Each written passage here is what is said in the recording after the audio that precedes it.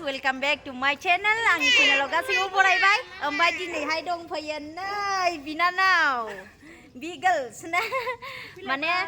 बर'नि ओंख्रि बर'नि मैगं लाबोग्राफोर आरोना जोंनि नै दायो मानामुनि लाबोदों ओमफ्राय मा लाबोखो ना गोथां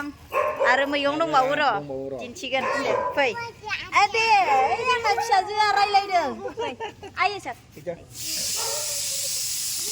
दिंखिया मुथा खाजोबखानाय दा औ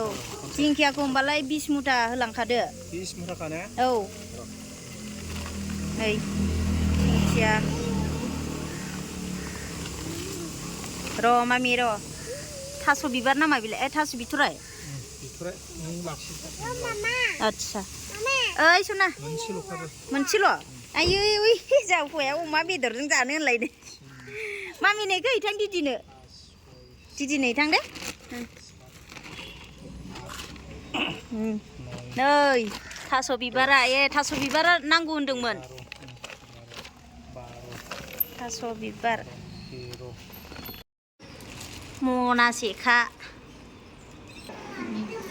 थास' बिबार मान्दे दङ सिङाव दिंखियाबो जा मोजां नैबे मानामुनि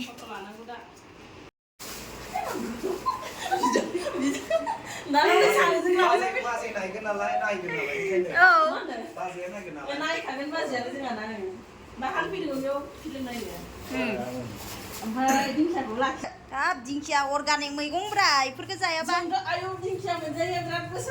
औ लादो बेसेबां लायो मैगं लांग्राफोरा थास' आइथिं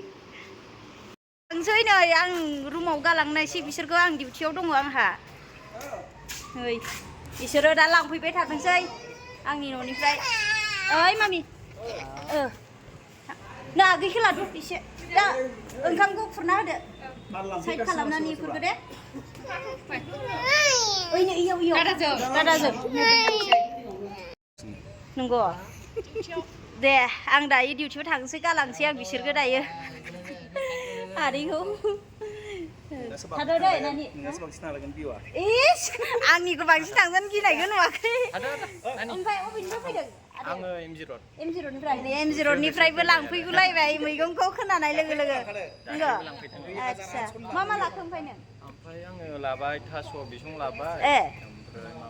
थास' बिसंखौ दिहुनासै दा आदैया थास' बिसंखौ दिहुनना बिसोरनो दे थाथ' होनबा दिउथि दंसै ओइ आब' थास' बिसंबो दंनो औ दे आं थांबाय थानोसै आंहा डिउटि दङ नैबेखौ ना गोथां नास्राय फिलान लाबाय आङो थैगोरगोन नालाय बेखौ लाबाय होलांसै